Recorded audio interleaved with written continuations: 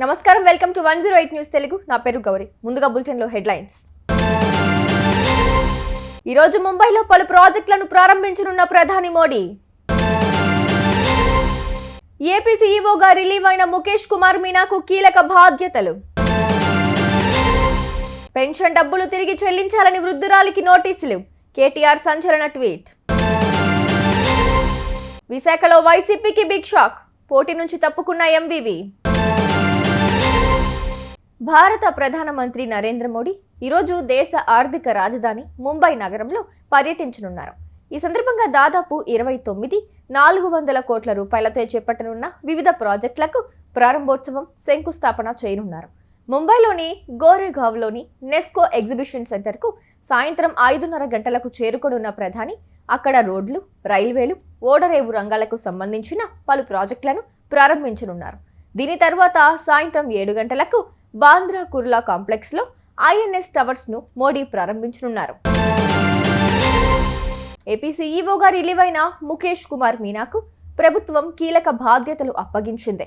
Excise principal secretary పూర్తి అదనపు బాధ్యతలతో పాటు మైన్స్ ప్రిన్సిపల్ సెక్రటరీగా నియమించారు. ఈ మేరకు ప్రభుత్వం ఉత్తర్వులు జారీ చేస్తుంది. కాగా ఏపీ ఎన్నికలు మీనా కుమార్ నేతృత్వంలోనే జరిగాయి. ఎన్నికల్లో అక్రమాలపై ఆయన ఉక్కుపాదం మోపారు.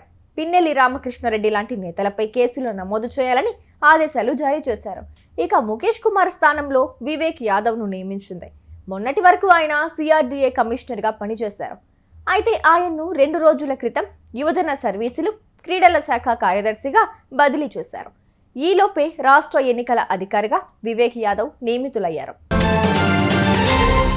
కొండ నాలుకకు మందేస్తే ఉన్న నాలిక ఊడినట్టుంది అంటూ BRS working president KTR Congress ప్రభుత్వంపై సంచలన ట్వీట్ చేశారు. కొత్తగా అనేక పథకాలు ఇస్తామని, ఉన్న సంక్షేమ పథకాలకు వచ్చే డబ్బును పెంచుతామని దొంగ హామీలు ఇచ్చి గద్దెనెక్కిన రేవంత్ సర్కార్ ఇప్పుడు రాష్ట్రంలో ఉన్న లబ్ధిదారుల నుండి సొమ్మును వెనక్కు రాబట్టే వింత చేష్టలు మొదలుపెట్టింది. ఏవో సాంకేతిక కారణాలు చూపిస్తూ వేలాది మంది ఆసరా పెన్షన్ లబ్ధిదారుల నుండి డబ్బును ప్రభుత్వానికి వెనక్కు పంపమని నోటీసులు ఇస్తోంది.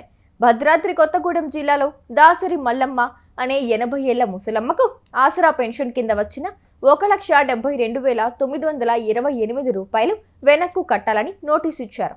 ఒంటరి మహిళగా పక్షవాతంతో బాధపడుతూ ఉన్న దాసరి మల్లమ్మ వంటి వృద్ధుల నుండి కేసీఆర్ సర్కార్ ఇచ్చిన ఆసరా పెన్షన్ సొమ్మును తిరిగి లాక్కోవడానికి ప్రయత్నించడం రేవంత్ సర్కార్ అమానవీయ వైఖరికి నిదర్శనం.